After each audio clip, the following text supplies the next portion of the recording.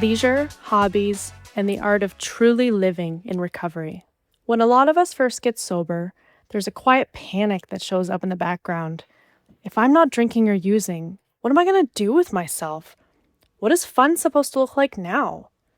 For many of us, our downtime used to be wrapped around substances: the party, the game, the cottage plus drinks, the weekend plus drugs. Free time and using time became the same thing. So when the substance goes, it can feel like joy went with it. Today, I want to talk about leisure and hobbies as part of recovery, not as a trick to keep you busy, not as a distraction from cravings, but as a way to rebuild your life, your connections, and even your sense of who you are. So, what is leisure really? Leisure isn't just time off. It's the space in your life where you're free from demands, and you get to choose what you do with that space. Leisure is time that isn't controlled by work, crisis, or survival. A state of mind where you can breathe a bit. Anything that refreshes you, grows you, calms you, or lights you up in a healthy way. And hobbies are one of those ways we use that leisure time. A hobby is not just something to kill time. A hobby is something that you invest time into. It might build a skill. It might connect you with others. It might help your body. It might calm your mind. It might connect you with something bigger than you. And it might do all of that while you're just having fun. It's more than a distraction from using. Let's be clear. In early recovery, sometimes you need distractions. Sometimes you literally need something, anything between you and that next drink or drug. But I don't want you to sell hobbies short. If we treat hobbies as nothing more than a way to keep busy, we're missing the deeper point. Hobbies are coping skills. Hobbies are connection tools. Hobbies are identity builders. Hobbies are emotional outlets.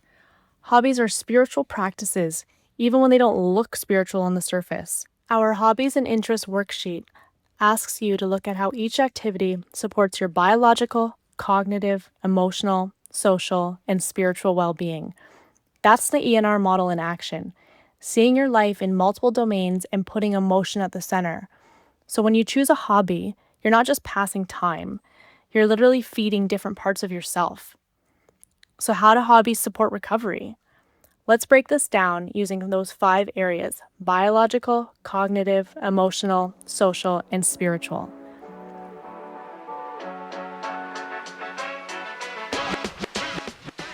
Biological, your body. Some hobbies move your body: walking, hiking, team sports, yoga, or swimming. These help with sleep, energy, stress, and overall physical health. Your nervous system gets a break from the constant crisis mode.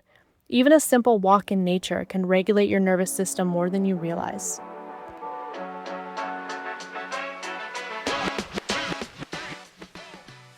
Cognitive, your mind. Hobbies that make you think or learn, like reading, puzzles, creative writing, learning an instrument, or building something, give your brain a new job. Instead of obsessing, replaying, or craving, your mind gets to problem solve, be curious, build skills, focus on something that actually matters to you. That's cognitive self-care disguised as fun.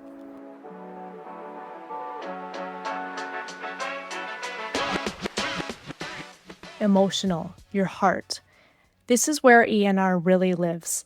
Emotions sit at the center of everything. Hobbies can give you a space to feel: art, music, journaling, comedy, performance, help you release tension, help you experience joy without substances, help you tolerate boredom and quiet things without panicking. When you're painting, playing music, gardening, or even baking, you're not just doing a thing. You're often moving emotions through your system in a healthy way.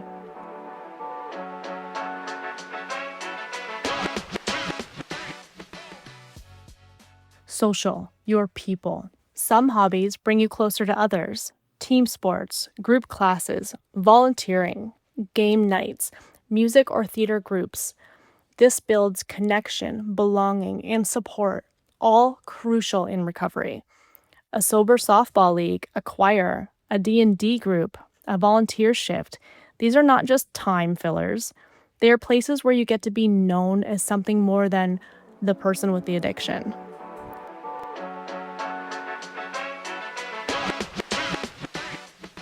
Spiritual, your meaning. Spiritual does not have to mean religious, even though it does for some. Hobbies can be spiritual when they connect you with nature, help you feel part of something bigger, give you moments of peace and awe, let you contribute to others. Being outdoors, practicing your faith, meditating, volunteering, creating art, even just staring at the stars. These can all be spiritual experiences that support your long-term recovery.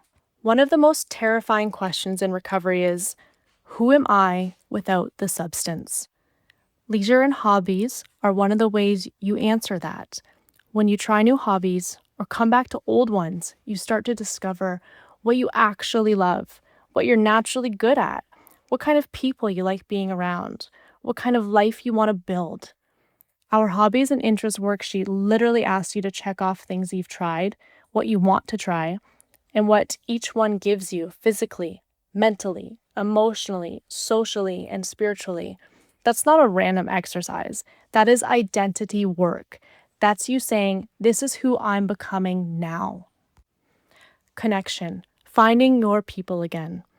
In active addiction, a lot of our social life is really just drinking buddies or using buddies. But when that stops, you can feel alone, even if you're surrounded by people. Healthy leisure gives you new ways to connect. Instead of who's drinking tonight, it becomes who's going for a hike, who's coming to rehearsal, who's in for game night, who wants to volunteer at this event. You start building relationships around shared values and interests, not shared destruction. And in that, you rebuild trust. You learn to show up. You let people see you as the person you are now, not just the person you were when you were using. Common barriers and why they're normal. If you're sitting here thinking, I don't have time, I don't have money, I'm too tired, I don't know what I like, I feel guilty doing something just for me. You're not broken. Congratulations, you're human. Recovery often comes with a lot of guilt, shame, and exhaustion. It makes sense that starting a new hobby feels like climbing a mountain. So we start small. 1 hour a week, one walk, one art lesson, one meeting of a group you've been curious about, one small step towards something that feels like you. You don't have to overhaul your life overnight. You're just experimenting. No one wants a life that's just not using. Recovery is not meant to be a life sentence of sitting on your hands, staring at a wall, and trying not to relapse. Recovery is meant to be a life you actually want to stay for. Leisure and hobbies are part of that. They give structure to your free time. They give meaning to your days.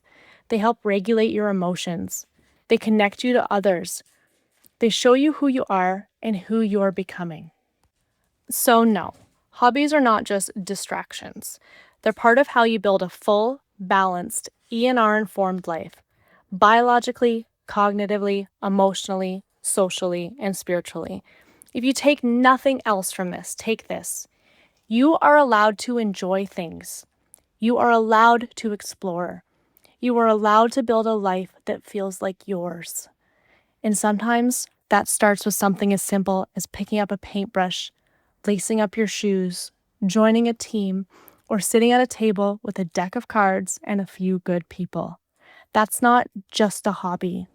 That's recovery in motion.